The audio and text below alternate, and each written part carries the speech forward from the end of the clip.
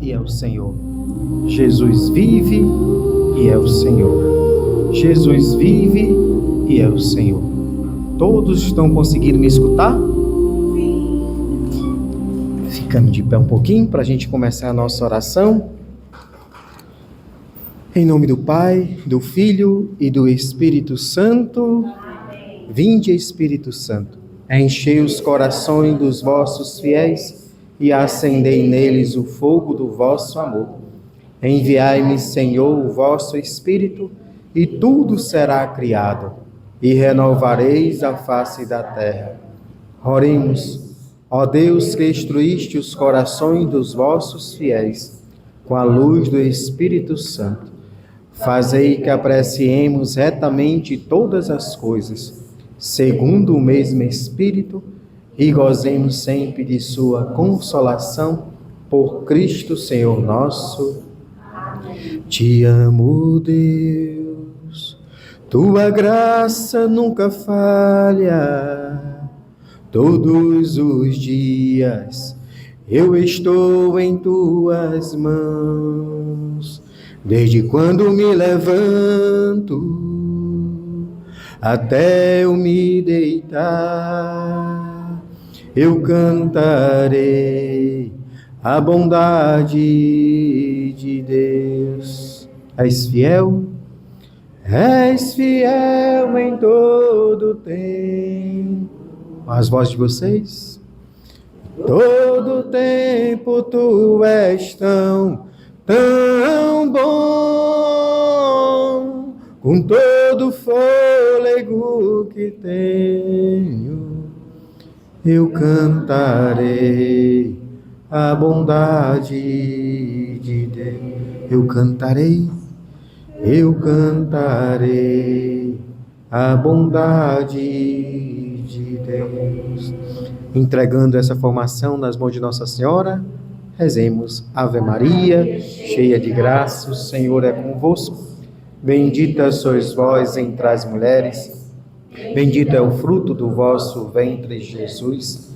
Santa Maria, Mãe de Deus, rogai por nós, pecadores, agora e na hora de nossa morte.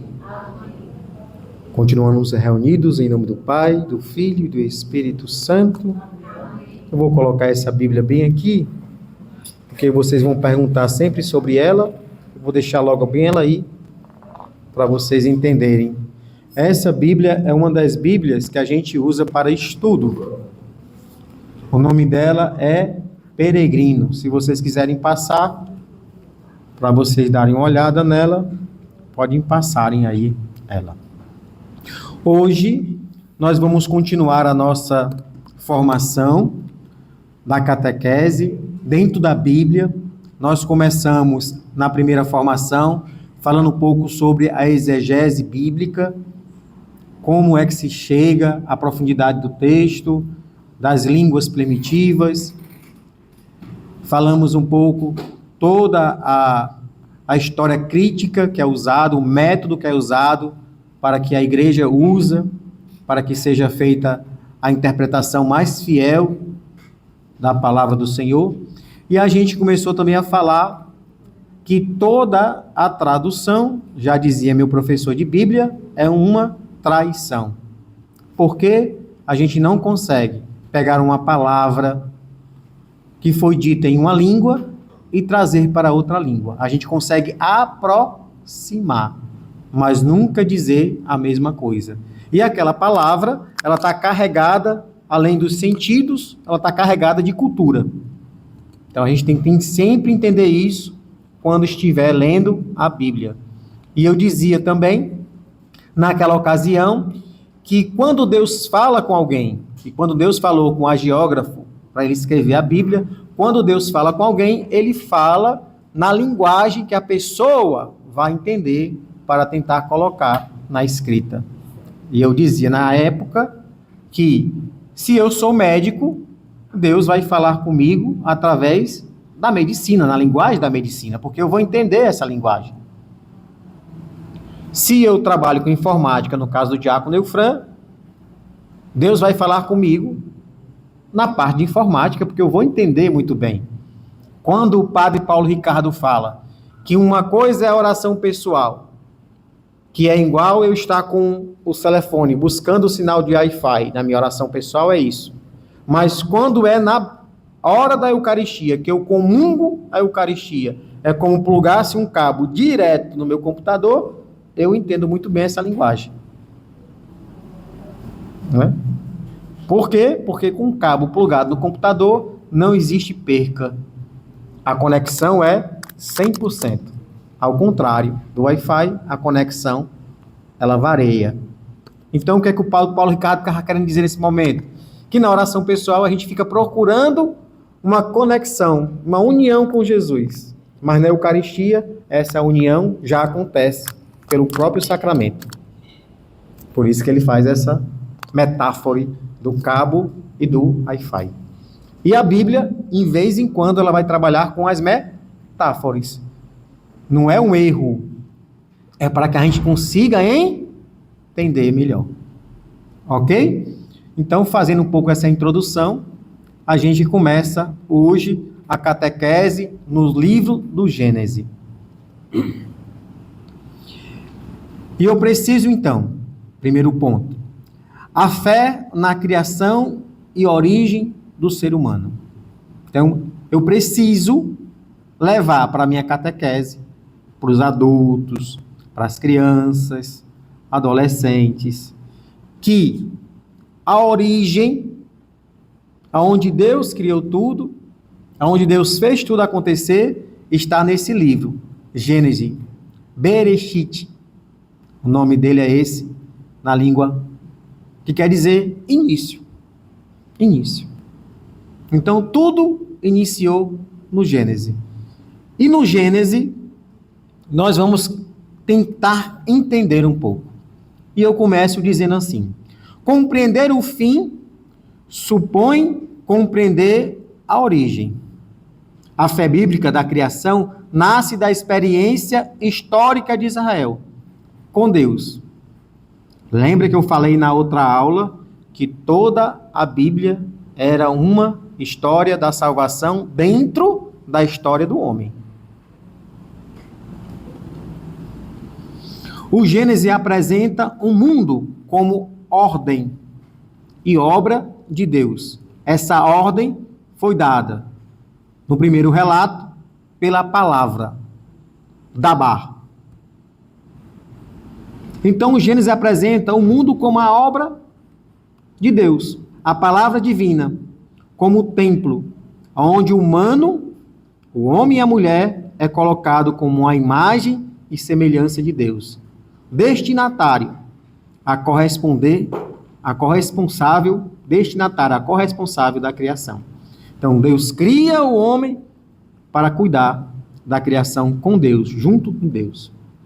Em Gênesis, nós temos dois relatos da criação. E a primeira coisa que eu quero dizer para vocês é que os dois relatos da criação, eles não se contradizem. Pelo amor de Deus. Não chegue na catequese lendo a palavra de Deus e diga que a palavra de Deus se contradiz. A palavra de Deus não se contradiz. Jamais ela vai se contradizer. Ela vai sempre se completar. Se completar. Ok? Até aqui, essa primeira visão, tudo ok? Caminhamos então. O relato de Gênesis 1 e 2 provê de duas tradições. Então, Gênesis 1, capítulo 1, Gênesis capítulo 2, existe aí duas tradições, que é a tradição sacerdotal, e a gente, na teologia, ela é apresentada como um P, e existe a tradição javista, que é apresentado como J, ok? Por que eu estou falando dessas duas tradições? Por isso que existe dois relatos da criação. Ok? Um relato é feito através da visão sacerdotal, por isso que tem um primeiro relato, e o segundo relato é feito através da visão chavista, por isso que tem um segundo relato. São duas tradições. Para tentar trazer mais a miúdo, é como fosse duas profissões, e Deus falou para as duas profissões da criação de um método que ele pudesse entender. Cada um entendeu do seu modo, porque tinha aquelas palavras, vivia aquilo. Estou sendo claro? Porque agora fizeram uma carinha assim mesmo. Não? Pronto. Vamos dizer que eu estou falando com um sacerdote. Então existe uma linguagem sacerdotal, que o sacerdote vai entender. Se eu falo com uma pessoa que não é sacerdote, com a linguagem dos sacerdotes, ele não vai entender. Entendeu? Então Deus falou duas linguagens. Então, uma linguagem que é o sacerdote e outra linguagem que é para os javistas. E essas duas linguagens, que são as duas tradições, têm dois relatos diferentes, que não são relatos que brigam entre si, mas que eles que só fazem uma relação. Um ajuda o outro. Exatamente. E aí vamos entrar para vocês começarem a entender melhor. Eles são complementares e oferecem a perspectiva distinta sobre o humano e o mundo. No relato sacerdotal, que é Gênesis 1, capítulo 1, a criação é ordenada pela palavra. Se você prestar atenção, lá existe um caos na criação. E através da palavra, Deus vai criando. Através do Dabá, que é a palavra de Deus. A palavra de Deus, ela, quando se fala, acontece. Não é igual o diácono Eufran. Bora, garrafa, venha para cá, para perto da minha mão, bola. Venha logo, venha. Ela não vai vir. Mas se Deus dissesse, água aqui, a água estaria aqui. Dabá. É diferente da minha palavra. Então Deus, do caos, começou a fazer o quê? A plenitude. E toda essa plenitude que Deus fez, ela culminou no repouso. Então Deus fez a criação pela tradição sacerdotal em 6 dias e no 7º ele descansou. O ser humano, então, é criado à imagem e à semelhança de Deus. Como ápice, ele recebe o mandato de dominar, de governar, de participar do trabalho e do descanso do Criador. Então o homem, ele participa do governo da criação. O homem trabalha, mas também o homem descansa. Por isso, antigamente, no judaísmo, o descanso era no sábado, e para nós, o descanso é no domingo. Por isso que as pessoas não podem trabalhar no domingo, só se a profissão dela tiver uma exigência. Mas se a minha profissão não exige que eu trabalhe domingo, eu não posso trabalhar no domingo. Agora que eu sou médico plantonista, não tem como. Se a minha profissão é uma profissão essencial, farmacêutico, não tem como. Mas não sendo assim, é pecado eu trabalhar no domingo. Como já dizia o saudoso Papa João Paulo II, o domingo é o dia da família e de Deus. De Deus e da família. Então, com o ápice, ele recebe todo este mandato de governar, de cuidar, de participar do trabalho e do descanso do Criador. Ao contrário, no relato já vista, que se complementa um com o outro, lá no Gênesis 2, parte de uma harmonia. Não tinha caos, mas uma harmonia inicial. E descreve o ser humano de modo concreto, existencial, modelado do pó pela ação livre de Deus. Como um olheiro. E é animado pelo sopro de vida, o ruá. Então, no primeiro relato, Deus vai criando tudo falando. No segundo relato, Deus, ele modela o homem para depois soprar o seu ruá, o sopro de vida. Sublinha a ligação, então, da terra. Enquanto o primeiro quis falar do poder de Deus Criador, que ao falar tudo se cria, no segundo relato, que juntar, sim, tudo se cria, mas não esquecemos que o homem foi feito do barro e do sopro. Entendeu? Então não tem contradição, mas se complementa. É muito interessante isso, porque muitas dúvidas acontecem na catequese, quando as pessoas estão lendo esses textos, e a primeira dúvida é, olha, tá vendo? Está se contradizendo aqui, olha, aqui está dizendo uma coisa, aqui está dizendo outra aqui, qual é o certo? Não se contradiz, se complementa. Então sublime é o quê? A ligação do homem com a terra. E se o homem é da terra, e ele é um ser humano de condições humanas, automaticamente existe a situação do limitado. Então, do medo, do trabalho penoso. Mas Deus deixou o homem junto com a mulher. Para quê? Para complementariedade. Um complementa o outro. E aí vocês estão lembrados que o Padre Elano cita muitas vezes nas missas, né? Não é bom que o homem esteja só. Graças a Deus que o Senhor percebeu isso. Benditas mulheres, que ajuda muito. Entre os dois relatos, há uma equivalência teológica. No segundo Gênesis, o sopro, a imagem. Ambas as categorias afirmam a providência da vida em Deus e a dignidade singular do homem. Deus sopra, o outro, Deus fala. Ao falar, ao dabar de Deus, ele torna o homem a sua imagem e semelhança. E uma vez Deus criando o homem e a mulher, é preciso agora fazer uma aliança. E aí vem o casamento. A criação é iluminada pela aliança. O Deus que cria é o Deus que também liberta. Lá no Êxodo a gente vê a libertação do povo. Então esse Deus é um Deus que cria, é um Deus que caminha com seu povo, é um Deus que liberta o povo. A fé na criação sustenta a fé no Deus libertador, no Deus salvador, e vice-versa. Esta compreensão atinge a sua plenitude em Cristo, no qual Deus se revela de modo definitivo e, recapitulando a criação, orienta para uma nova criação. Então, a linguagem bíblica da criação. O Antigo Testamento utiliza essa rica linguagem para descrever a ação criadora. Criação como ação. Forma, ordem, que separa o caos.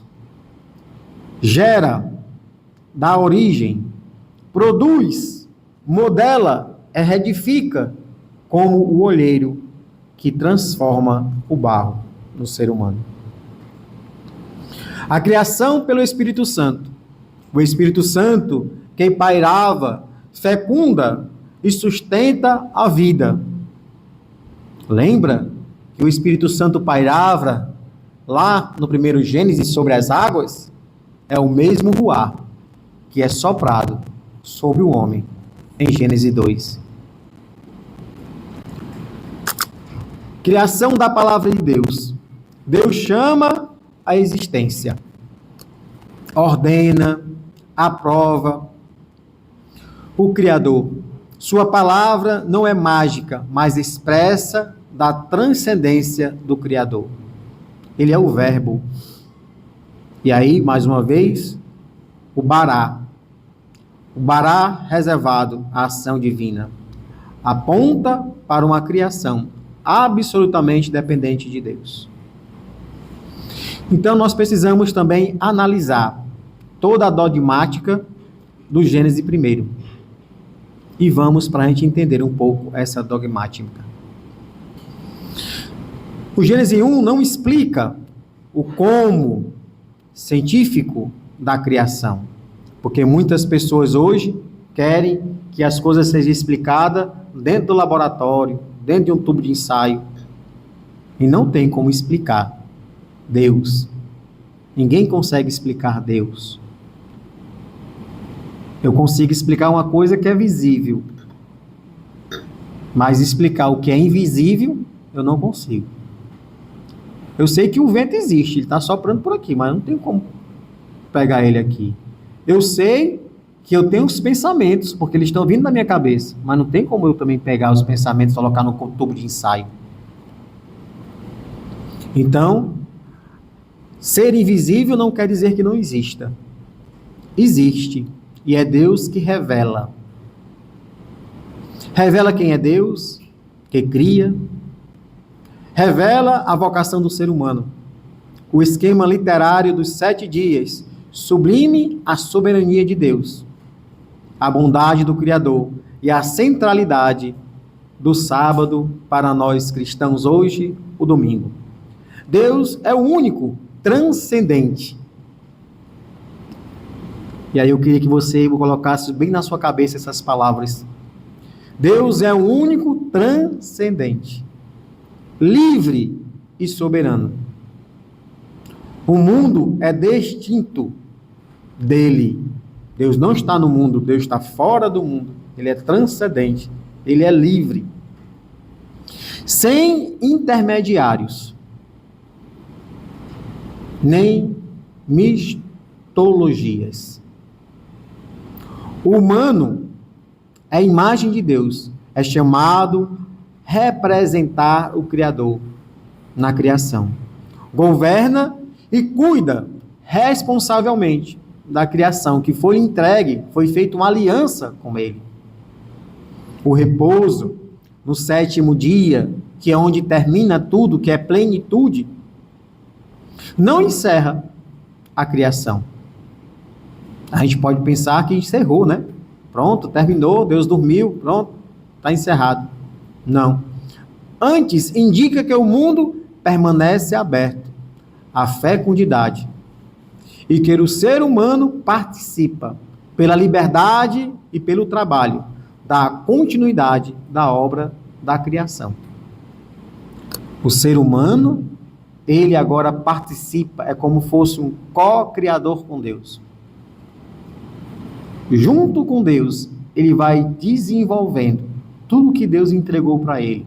Toda a natureza, todo o planeta, todos os minerais, toda a riqueza, e ele vai desenvolvendo.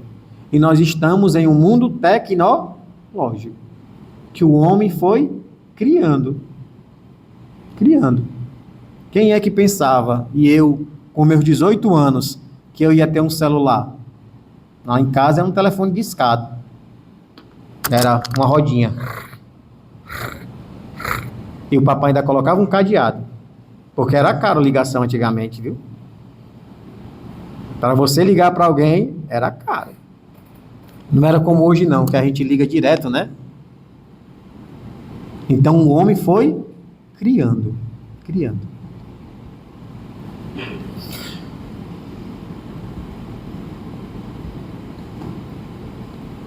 A dignidade humana decorre da imagem de Deus.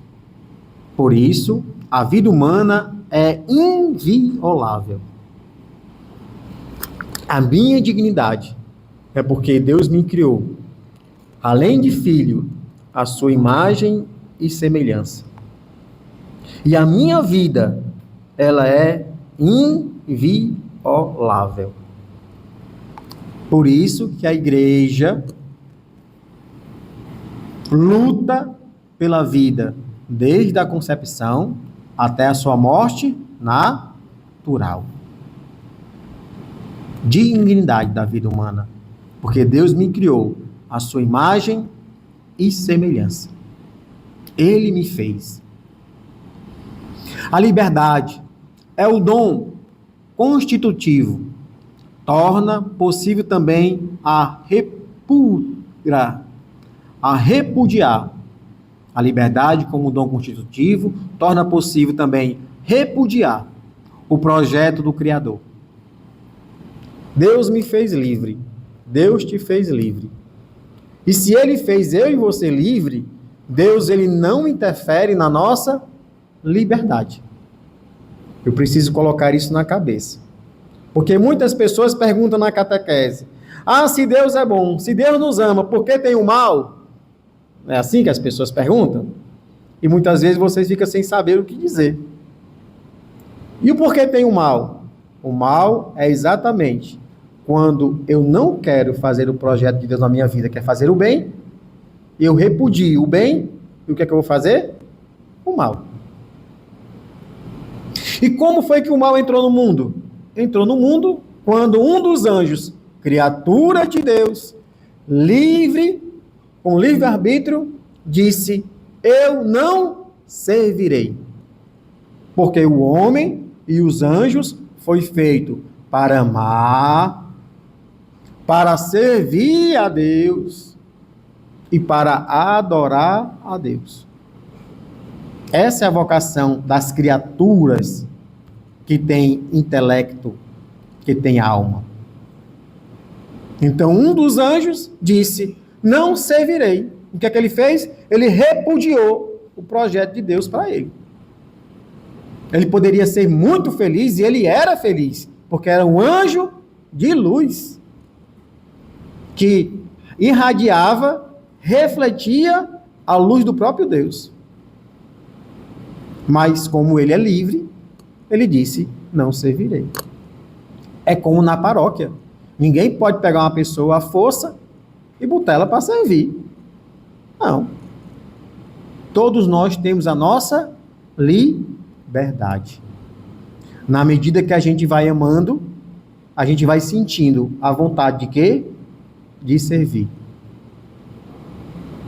Porque servir, para mim, é o mínimo que eu posso fazer de gratidão para com Deus. E tanta coisa que Ele já me dá. E aí é que entra o pecado. Aí é que entra o mal no mundo.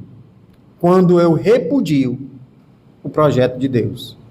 O projeto de Deus é que homem e mulher se unam uma vez por todas, para todos os séculos, até que a morte vos separe. Aí eu chego e repudio. Disse: não quero isso não. Eu quero é ter todas as mulheres do mundo. No final das contas, ele não vai ter nenhuma. E vai ser infeliz. E vai fazer mal a ele e a elas. É aí que entra o mal. Aí é livro de Gênesis. Aí é catequese.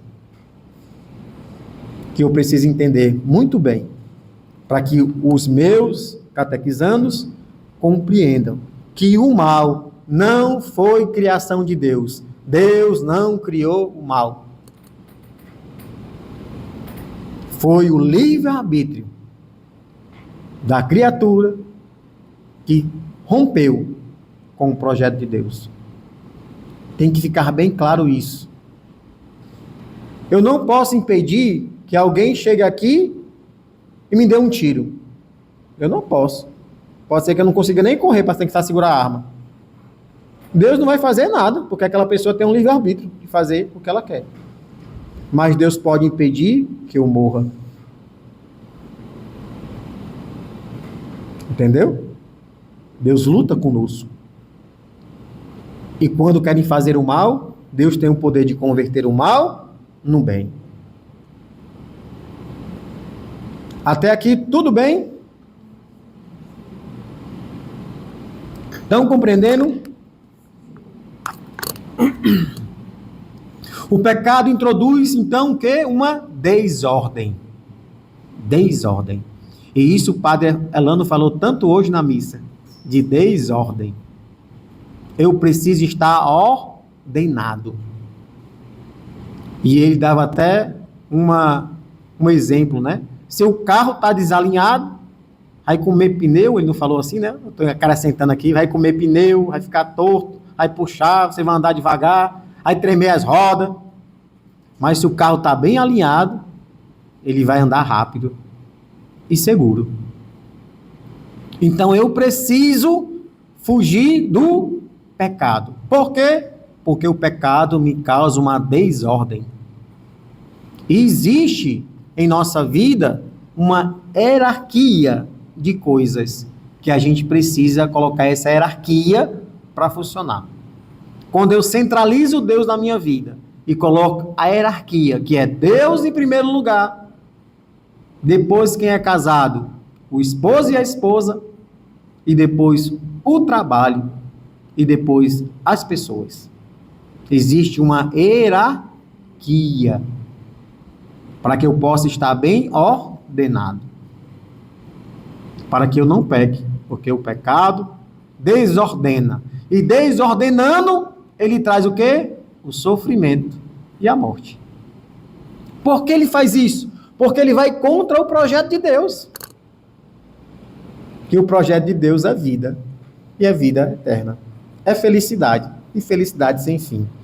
Quando eu peco, eu desordeno. E aí, eu trago para mim e para os outros sofrimento e morte. Lembramos que o pecado, a desordem, ela nunca é só para mim. Certo? Por exemplo, um jovem chegou e disse assim: olhe, eu estou me drogando, mas isso aí só afeta a mim, só faz mal a mim. Eu disse para ele: opa, vamos sentar e vamos analisar o cenário? Você quer fazer isso? Você me permite analisar o cenário? Ele olhou para mim assim meio desconfiado, mas achando que ele estava certo. Eu disse: pois me prove que eu estou ferindo outra pessoa. Eu disse: primeira pessoa, quem foi que te colocou no mundo com propósito de bondade? Deus. Sim, Deus. E ele usou quem para te colocar no mundo? A minha mãe e o meu pai. Sim. E a sua mãe e o seu pai, o que é que ele quer para você? Felicidade. Quer que eu seja feliz. E você acha que a sua mãe e seu pai não sofrem vendo você se matando com a droga? Aí ele parou, ficou pensando e disse: eu não tinha pensado por este lado. Então o pecado, sempre ele me desordena e desordena as pessoas que estão próximas. Porque o pai e a mãe não pediram essa tempestade, mas o filho está vindo e trazendo a tempestade para dentro de casa. Então desordena. O mistério da iniquidade, que nós chamamos na teologia, é exatamente isso. Na tradição agostiniana, o mal não é uma substância, mas privação e desordem, resultado do mau uso de quê? Da liberdade. Vou repetir de novo para ficar na cabeça de vocês. Na tradição de Santo Agostinho, né, agostiniana, o mal não é uma substância. Então, se não é substância, ele não foi criado. Deus não criou o mal, mas privação e desordem, resultantes do mau uso da liberdade. Porque as pessoas acham que Deus deu a liberdade para que ela pegue. Não, eu tenho liberdade, mas Deus não deu a liberdade para que você faça alguma coisa. Mas São Paulo já diz isso. Você ame ele. Mas São Paulo já diz isso. São Paulo vai dizer nas suas cartas: Deus não deu liberdade para que eu pecasse. Ele não me deu a chancela para que eu peque. São Paulo vai dizer exatamente isso. Então, essa bendita liberdade que a gente precisa ordenar. E levar as pessoas também a ordenar. São tantas poucas coisas que a gente pode começar a organizar. Por exemplo, quando um catequista seu começa a chegar atrasado, tem uma desordem. Por que tem uma desordem? Porque ele não se comprometeu daquele horário estar aqui. Se ele está chegando atrasado, existe uma desordem que ele precisa ordenar. Mas, diácono, e quando são os pais da criança? Precisa conversar com os pais da criança, porque eles estão em desordem. Eles não estão dando prioridade à criança, a ter ela, a criança, certo? Um contato íntimo com Jesus. Quem é que vai levar a pessoa a permanecer na igreja? Não é o tanto que eu vou falar, mas é a experiência pessoal que a pessoa vai ter. Eu preciso proporcionar, através das minhas palavras, através de toda a dinâmica que eu faço, de toda a metodologia, levar a pessoa a ter uma experiência pessoal com Jesus. Porque senão, a minha catequese ela não vai frutificar. E Deus, quando cria, ele cria tudo em abundância. E o Gênesis está aí para comprovar isso. Árvores, passarinhos, peixes, tudo. Deus dá tudo para o ser humano. Pode. Porque Deus criou o homem. Deus é infinitamente perfeito, infinitamente bondoso, infinitamente feliz em si mesmo, bem-aventurado em si mesmo. Para que ele criou? Se você fosse, aí eu vou fazer aqui só uma metáfora, certo? Se você tivesse toda essa felicidade, tudo isso para você, você se basta, mas no fundo você quis que alguém participasse da sua alegria. Deus não precisa nada disso, mas ele quis que o homem participasse da sua alegria. Então ele cria para que o homem participe da sua alegria. Então Deus criou o homem para participar da sua infinita felicidade, infinita Bondade. Então por que foi que dentro dessa infinita bondade e felicidade de Deus, que é o céu, Sim, é céu. por que foi que ele deixou algo que não poderia fazer o homem pecar? Por que ele fez algo perfeito? Deus. Se não houvesse o pecado e nós passássemos por isso tudo, para que no final a gente fosse para o céu e ele já vivesse no céu. Então, Pronto, vamos lá para a pergunta. Deus criou o homem aonde? No paraíso, no céu. Deus criou no céu. Mas o amor, ele requer o quê? Fidelidade. O amor requer obediência. Ok? Vamos dizer, não sei se você é casado, mas vamos dizer uma pessoa que é casada. O pai, ele ama o filho. Mas o que ele quer mais do filho, o que é? Que o filho obedeça. Que o filho seja fiel. Entendeu? O amor, ele requer fidelidade. Se Deus aparecesse para você agora, aqui, você perdia o seu livre-arbítrio. Por quê? Porque Deus é tão infinitamente bom, tão, que você não tem mais o que optar nada contra. Entendeu? Então você perdia o livre-arbítrio. Mas Deus, ele não quer fazer isso. Ele quer que você ame ele, porque ele é. Então ele se esconde como esposo para que a esposa procure. Aí a gente vai ter que entrar na oração, entendeu? Na oração, e aí você vai entrar no Cântico dos Cânticos, que é o esposo se escondendo e a esposa procurando. Por quê? Porque Deus quer. A graça sempre é dele, mas ele quer que o homem faça o esforço para amá-lo e servi-lo. Entendeu? Não sei se eu consegui entender. Mas é isso. É a mesma coisa. Eu vou trazer para um nível mais baixo, que é o nível da humanidade, certo? O que adianta eu, diácono Antônio Freire de Menezes, ter uma casa enorme, uma mansão, uma piscina enorme, lanchas, helicópteros, aviões, e eu não ter ninguém para compartilhar isso?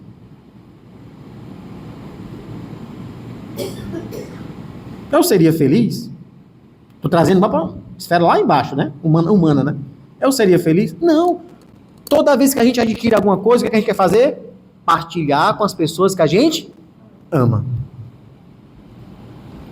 E aí eu estou fazendo só um paralelo para dizer que Deus não pensava nada disso, mas Ele quis. Quis que nós participamos desse amor. E Ele fez tudo bom.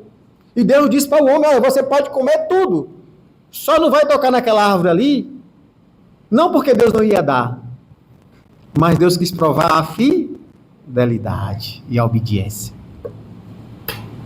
Tiago, você fala daí, você fez lembrar também da Santíssima Trindade, né? Porque ele falou, questionando Sim. se nossos Deus precisava disso. E aí eu fui refletindo, você falando, e eu pensei, mas o amor é justamente isso, é sempre... É um transbordar. É sempre um transbordar. E me veio a mente isso, né? A figura também do próprio Deus, que é Trindade. Trindade. Que tem esse movimento Isso. de amor dentro dele mesmo, e por isso também transborda na sua criação.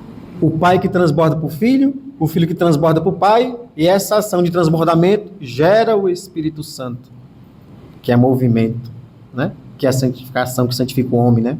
E aí Deus é um só, mas tem as missões das pessoas divinas. Aí já entramos em outra labuta aí, mas... É que, ou seja, Deus nunca Não, jamais. Jamais. E vamos caminhar. Apesar da queda, Deus permanece fiel à sua criação. Então, o homem desobedeceu, o homem não usou bem o seu livre-arbítrio, mas Deus, ele permanece fiel. Todas as Sagradas Escrituras, o que é? É Deus mantendo a fidelidade e buscando o homem a voltar, a ser fiel, a cumprir a aliança. Até hoje, o que é que Deus quer? Que a gente seja fiel e cumpra a aliança. Até hoje. E Deus permanece fiel à criação. Deus cria salvando. Essa fidelidade atinge o ápice na encarnação. Em Cristo, tudo é feito. E aí tudo é feito por Ele, para Ele e com Ele. E sem Ele, nada seria feito. A criação é recapitulada e orientada para a nova criação em Cristo Jesus. Criação e salvação pertence a um único desígnio da providência, a eleição, a justificação, a redenção e a santificação integral. O mesmo plano divino que conduz o ser humano ao seu fim último, que é Deus. Como diz Santo Agostinho, né? Não, perdão, é Santo Agostinho. De Deus eu vim, para Deus eu volto. São João da Cruz. No entardecer da vida, serei julgado pelo amor. Então, de Deus eu vim, para Deus eu volto. Não tem como. Vai ter um julgamento pessoal. E aí lá, eu vou ver se eu fui fiel ou se eu não fui fiel. E lembre que a fidelidade quer dizer amor. Por exemplo, eu estava até dizendo para o Pedro, hoje aconteceu tudo para não estar aqui. Tudo para não estar aqui. Por quê?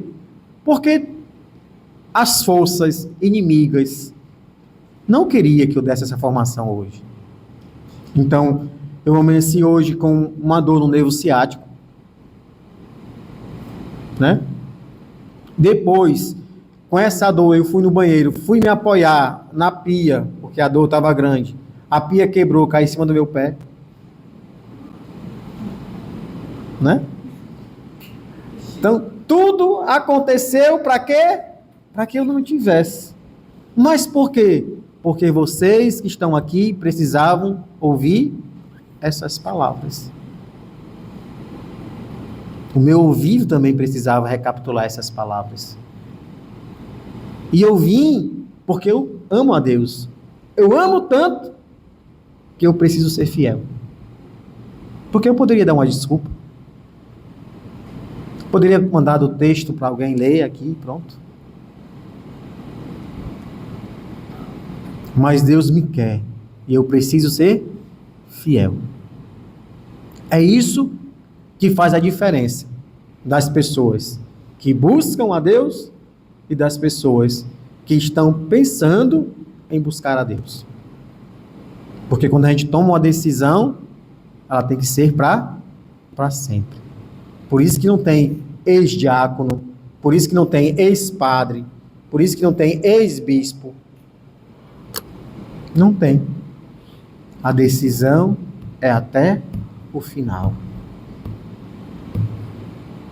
É agarrando a cruz e caminhando com ele.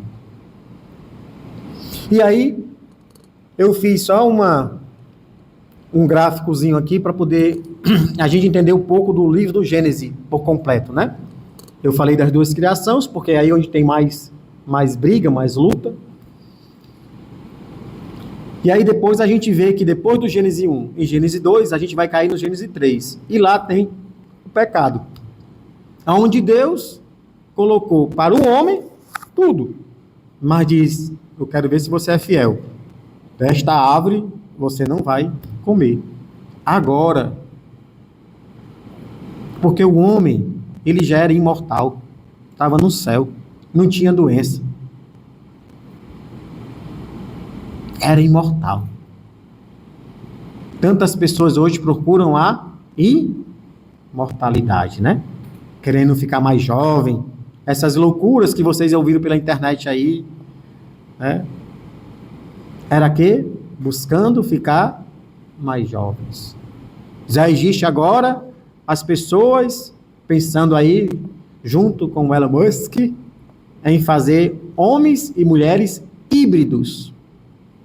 Metade máquina e metade ser humano. Botar um chip na cabeça dele para poder fazer um upgrade. E aí nós precisamos pedir a Deus a graça para se mantermos fiéis. E o pecado foi isso. Foi não obedecer a Deus. Está lá em Gênesis 3. E Deus é tão bom que assim quando o homem peca, Deus já prepara toda uma história da salvação. Toda a história da salvação. Por quê? Porque Deus é fiel. Deus quer o homem do seu lado. Deus quer divinizar o homem. Por isso que não precisava Eva ter pegado e comido o fruto. E nem Adão. Porque Deus quer divinizar o homem. E aí eu me lembro muito de uma formação também do padre Paulo Ricardo, que ele dizia que na nossa oração pessoal, o que acontece? Ele dava um exemplo muito bom, que ficou muito profundo na minha cabeça. Ele diz, Deus é o fogo, porque fogo é amor. Fogo purifica. E nós somos, como dizia ele, um pedaço de ferro. Mas quando você pega um ferro e coloca esse ferro no fogo, o que vai acontecer com o ferro? O ferro vai começar a ficar vermelho. Vai começar já a ter uma aparência de fogo. Daqui a pouco, se ele pegar mais fogo ainda, ele começa a derreter. E ele começa daqui a pouco a lançar labaredas de fogo.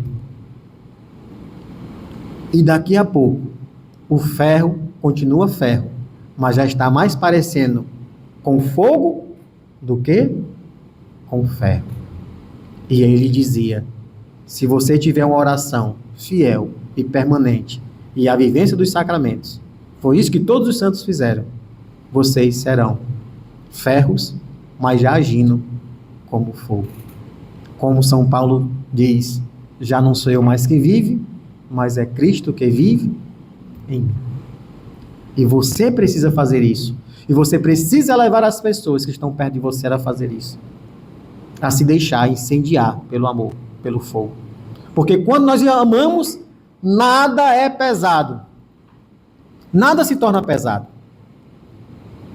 Por exemplo, e eu vou dar mais um exemplo. Se a sua mãe, que você ama tanto, ela ficar de cadeira de roda, não conseguir mais nem fazer as suas necessidades sem você, isso para você será pesado, ajudar ela? Não. Por que não é pesado? Porque eu amo. Mas se você colocar alguém de fora que não ama ela, a pessoa vai dizer o quê? Ah, Maria, não sei como é que tu aguenta isso, mulher. Ah, Maria, como é que tu aguenta uma coisa dessa? Entendeu o amor? O amor, ele vai sempre além. O amor sempre vai se dar cada vez mais. E vocês não precisam ser servos. Servo é aquele que dá só a medida certa. Qual é a medida certa? Ah, eu vim para cá, fiz a minha formação, estou aqui na minha sala, dou o meu horário de catequese e vou embora. Isso é a medida certa. Mas Deus não quer a medida certa. Deus não quer o amor do servo. Deus quer um amor maior, de esposo e de esposa. E esposo e esposa não tem hora.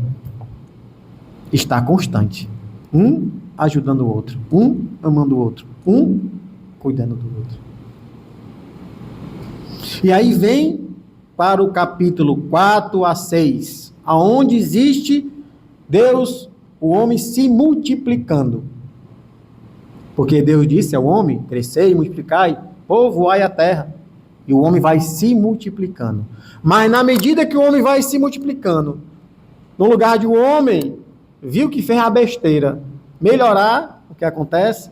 Também vai se multiplicando a infidelidade e o mal sobre a terra.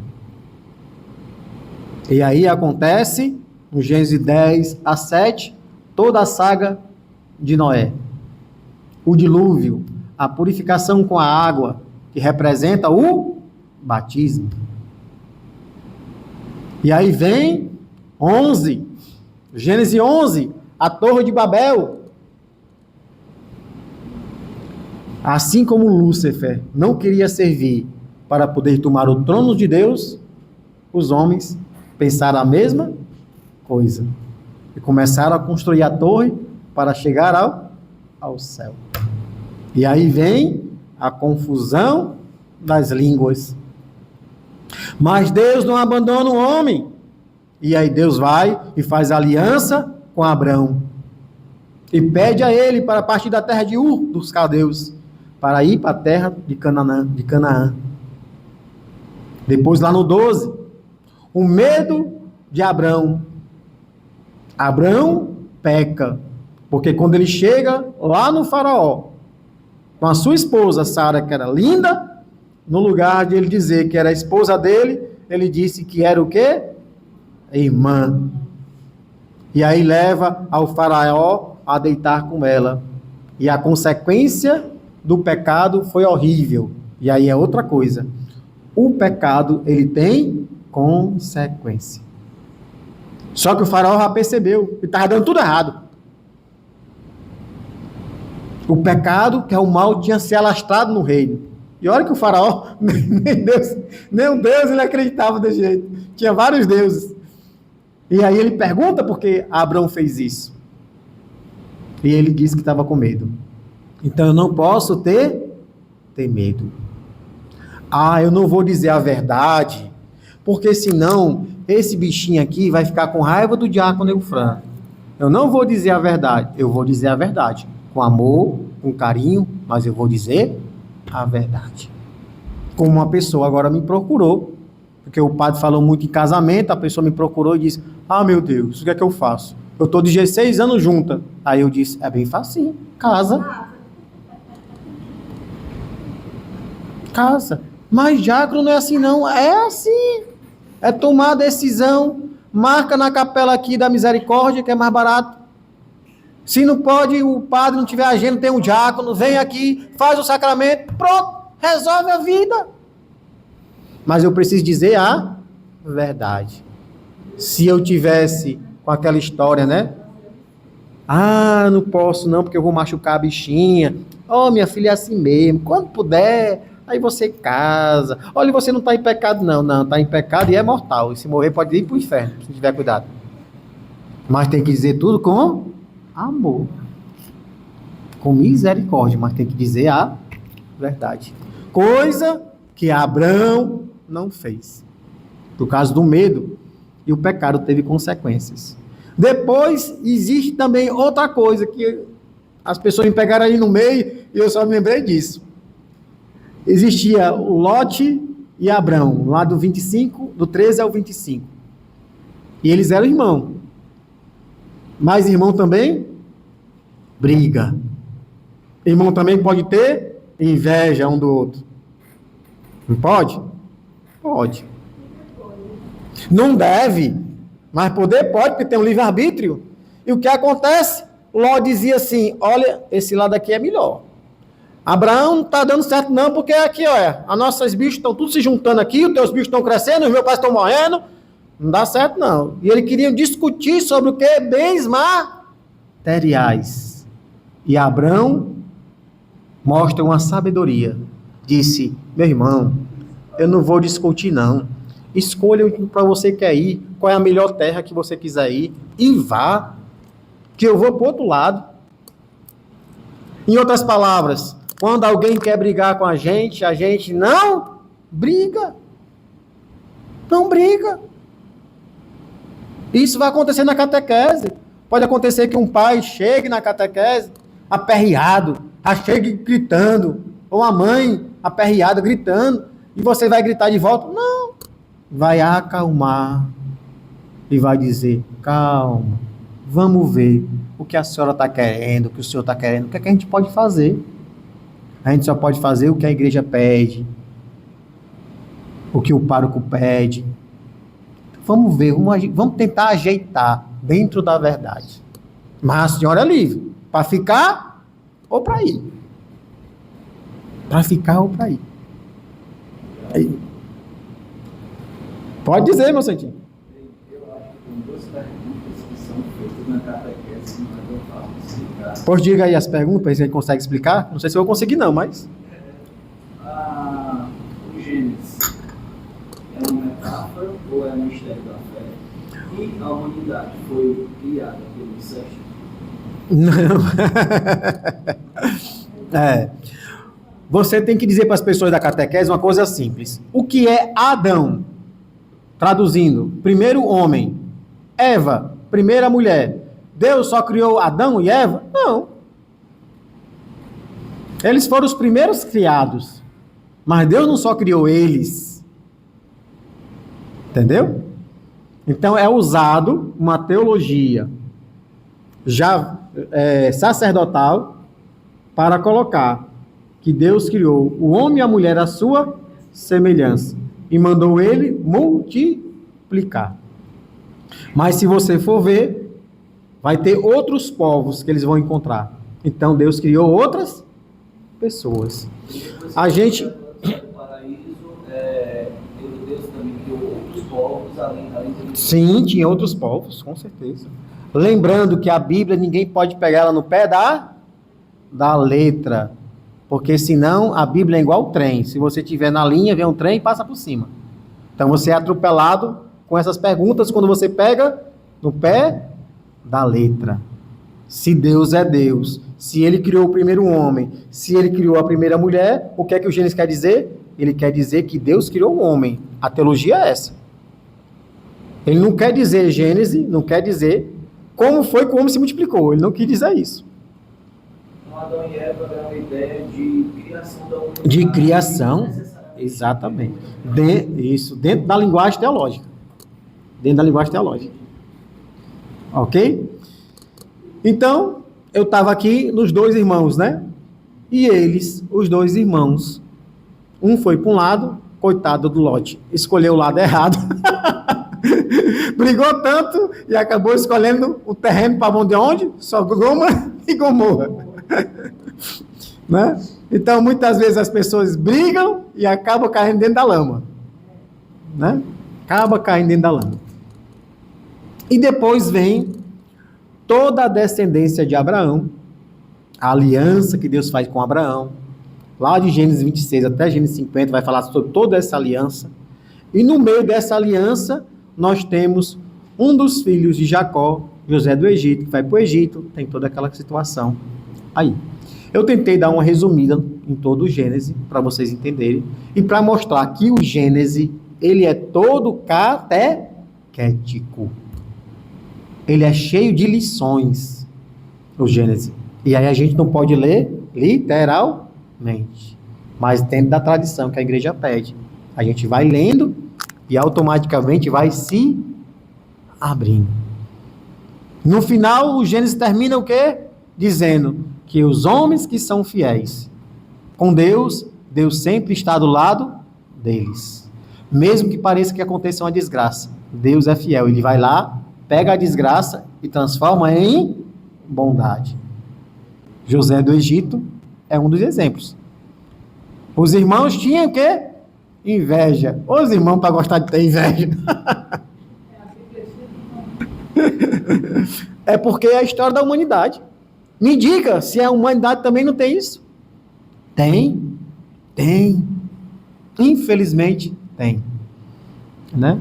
E aí Deus pega aquilo que foi mal, que ele foi vendido como escravo, e transforma em um bem maior, onde ele vai ajudar a própria família a passar pela fome. Eu preparei isso para vocês, e aí eu deixei mais livre esse tempo, mas também já passou quase 1 hora, né? E eu pensando que ia deixar mais livre. Mais livre esse tempo para alguma pergunta que eu possa ajudar a responder. Tá bom?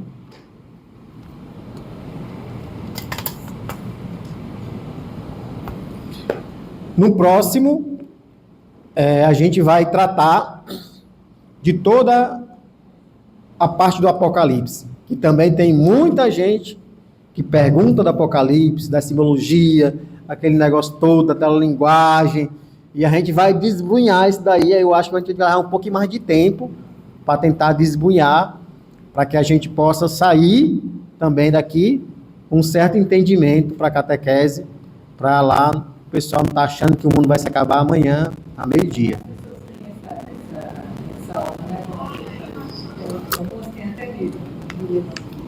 Mas não é, ali é um livro da esperança, e é isso que eu vou colocar para vocês. Pronto, já deu um spoiler aqui. Já deu um spoiler. Né? Apocalipse é o livro da esperança.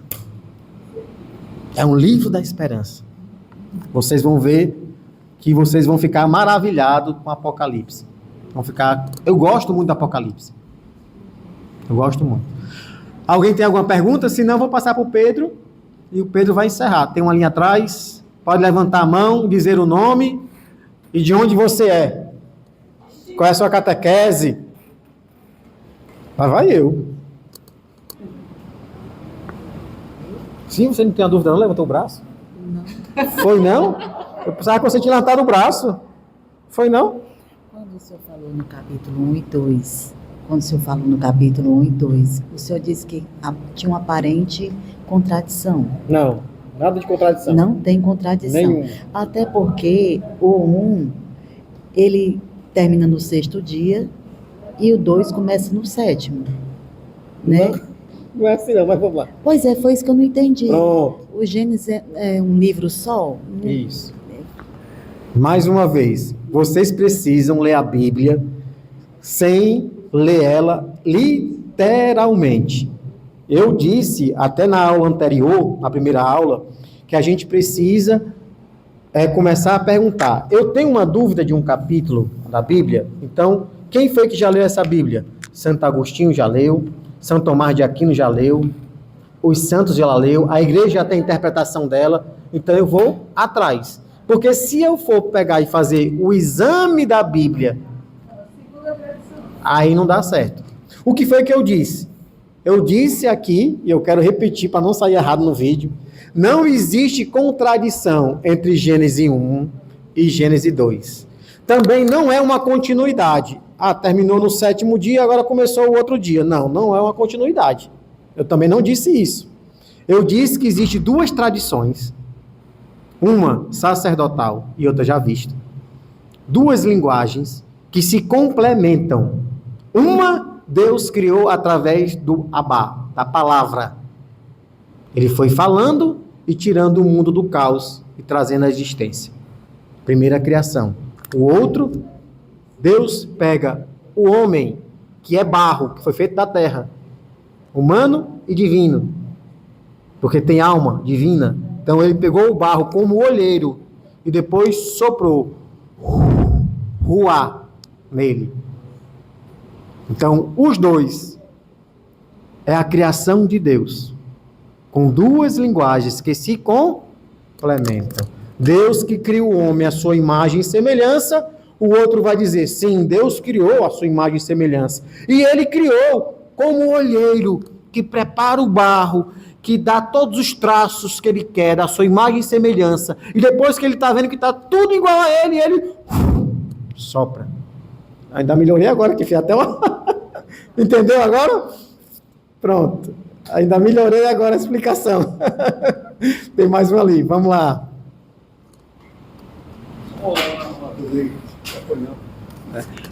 Quando Deus criou o homem, ele deu liberdade para o homem. Sim. Ok? Mas ao mesmo tempo o homem, ele tem essa liberdade de seguir a Deus ou não. Sim. Ok? Mas se ele não seguir, ele nunca será feliz na sua vida. Sim. Então, se ele tem uma liberdade, mas ao mesmo tempo não tem. Porque se ele busca outro caminho, ele será infeliz e nunca encontrará um sentido. É por aí? Pronto. O homem tem a liberdade.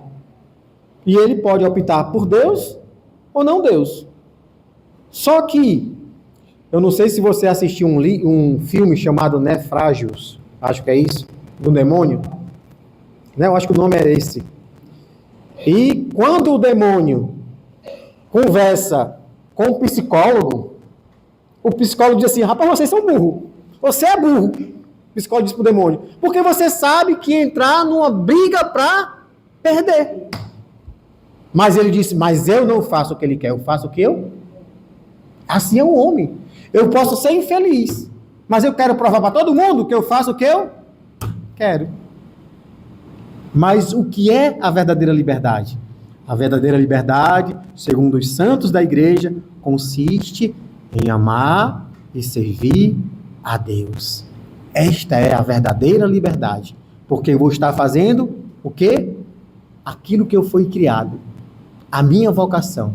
É a mesma coisa de que eu querer colocar essa garrafa dentro desse copo. Ela não vai caber. Esse copo não foi feito para caber essa garrafa. Eu vou quebrar o copo tentando.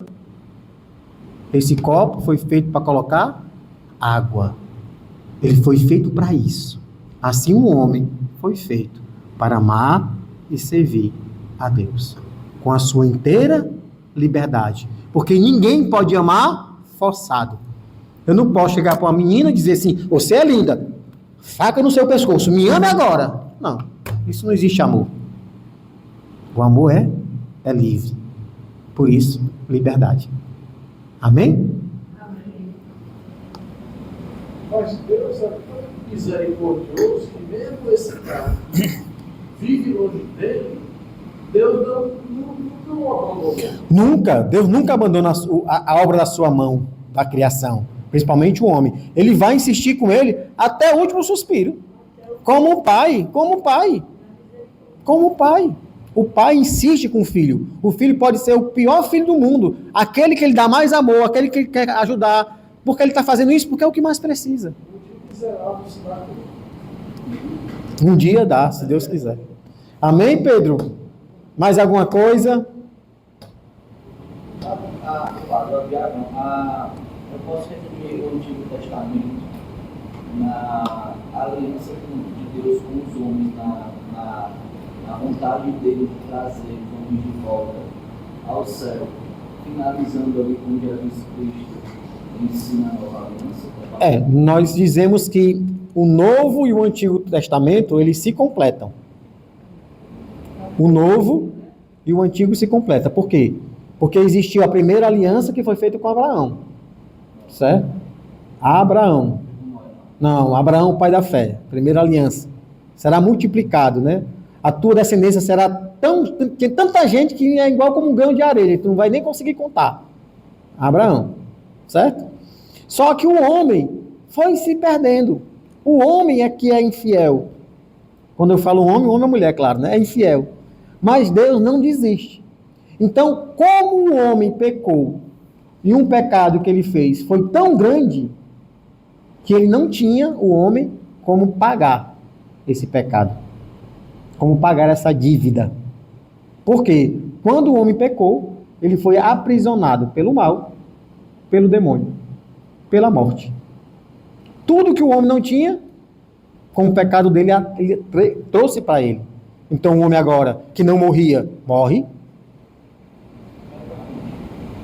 O homem, quando morre, existia a mansão dos mortos, aonde Jesus desceu para salvar a todos. Tradição da igreja. Então, mansão dos mortos. Sim, ele desce para pegar Adão e Eva, resgatar também eles lá. Ok? No Antigo Testamento havia uma esperança de um Salvador que viria. Sim, já. É o cumprimento. Jesus é o cumprimento de todas as Sagradas Escrituras. Jesus é a chave de toda a Sagrada Escritura. Se eu ler a Sagrada Escritura, o Antigo Testamento, e não achar Jesus, eu não estou lendo ele como diz a igreja. O povo no deserto, coluna de fogo. Jesus é a luz que ilumina a nossa vida. A rocha que é batida com a pedra, Jesus é a água da vida. Todo canto eu tenho que ver Jesus. O povo que passa pelo mar é o povo que está passando pelo batismo, saindo da escravidão e entrando na vida nova. Todo canto eu preciso encontrar Jesus nas Sagradas Escrituras. Por isso que a igreja, em todo canto, encontra Jesus e automaticamente também encontra Nossa Senhora. Então, eu preciso ler a Bíblia com as chaves que a igreja dá. Por quê? Porque foi através da igreja que foi interpretado, que foi dado pelo Espírito Santo. Foi que os agiólogos escreveram. Então, eu tenho que ter as chaves. que é Jesus, mas também as chaves, que é aquilo que a igreja ensina, para que a gente possa interpretar a Bíblia segundo a tradição da igreja, e não segundo a nossa cabeça, ou pegando tudo no pé da letra. Porque lembrem vocês que a Bíblia não foi feita em português, não foi feita em latim, no Antigo Testamento, não foi feita em grego, no Antigo Testamento, ela foi feita em hebraico e aramaico. Depois disso, traduziram ela para quê? Para grego. Depois do grego, traduziram para quê? Para o latim. Depois do latim, traduziram para o português. Entendeu? A confusão? Então eu não posso pegar no pé da letra. Para poder eu tentar. Se eu quiser ser um estudioso bíblico, eu preciso aprender pelo menos as 3 línguas antigas. Hebraico, aramaico, né? O grego e o latim. Se eu não aprender essas 3 línguas antigas, jamais eu serei um mestre, um biblista. Mas eu não preciso ser isso para ser catequista. Eu só preciso caminhar conforme a igreja pede. E para isso eu tenho o quê? Para isso eu tenho todos os concílios da igreja, que é a tradição. Para isso eu tenho o catecismo da igreja católica para me tirar minhas dúvidas. Para isso eu tenho o diácono Eufrão, Padre Elano, os outros diáconos. Eu tenho pessoas perto de mim para tirar as dúvidas. E se a gente não souber, a gente leva para o bispo para tirar dúvida. Porque o bispo é o catequista por excelência. Tá bom? Você tem que entender também tudo isso, o texto histórico, teológico, né? Daí o perigo de você interpretar a Bíblia ou pegar a Bíblia. Isso. Deixa eu... Fala aqui porque é melhor para você, para ficar na gravação. No Antigo Testamento, Isaías descreve perfeitamente como que vai acontecer a vinda do Salvador, né? E Jesus cumpre fielmente tudo que foi descrito, né? Os 40 dias no deserto, a crucificação, tudo. E os judeus da época não aceitaram, não reconheceram como Messias, né? O Messias tão esperado. Depois passaram-se os anos e tudo. A gente tem essa leitura de que tudo está vinculado lá no Antigo Testamento e que no Novo Testamento tudo foi cumprido. Por que os judeus até hoje ainda não aceitaram Jesus? Olha, existe algumas coisas que precisam ainda eles passarem, certo? Na Bíblia existem também algumas profecias. Alguns santos também têm algumas profecias. Mas coloque na sua cabeça, Deus, ele não desiste. Então, ele não desiste de mim, ele não vai desistir do povo judeu, que ele chamou na primeira aliança. Da primeira aliança. Uma hora ou outra, eles vão se convertendo. Já tem muitos judeus convertidos. Já tem muitos judeus. Tem muitos, mas tem muitos mesmo convertidos cristãos, já. Ou você acha que esses livros que a gente lê de alguns judeus que trazem a tradição, eles trazem a tradição judaica, mas já na visão cristológica, da igreja. Já na igreja, entendeu? Então, assim, é um processo. Hoje, eu acho que o mais escandaloso, e a gente não percebeu ainda, não é o judeu. O mais escandaloso hoje é o indiferentismo religioso. Onde diz que o Brasil é o maior país católico, e a gente vê a desgraça do carnaval. Mas já depois da nova aliança, tem diferença entre judeu? Não tem, mas eles precisam se converter, aceitar Jesus Cristo. Sem fé em Jesus Cristo não há salvação. Não, estou falando assim, porque é uma visão muito protestante a questão do judaísmo, né? Um pessoal que vive mais o judaísmo do que o... Não, aí é outra teologia, né? Protestante. Eu estou lidando com um parâmetro. Sim. Depois da nova aliança, todos nós somos povo de Cristo, né? A gente bate muito nos judeus, mas todos nós somos povo de Cristo. São todos chamados a ser cristãos. Tem algo especial porque foi onde de lá que veio Cristo, entendeu? Deus preparou um povo para receber o Messias, Jesus. João Batista veio para fazer isso, para preparar esse povo. Esse povo negou, não quis. Ok? E aí São Paulo vai dizer, aqueles que negaram Jesus, foi outra coisa maravilhosa para nós, porque aí veio a salvação universal, onde São Paulo agora prega para os pagãos e Pedro fica pegando para os judeus, até ter a diáspora, a derrubada do templo no ano 70 e se espalhar o cristianismo. Mas todo católico apostólico romano, quando ele é mandado em missão, ele é mandado em missão para quê? Para evangelizar. E a evangelização, ela quer chegar no coração do outro e mudar o outro.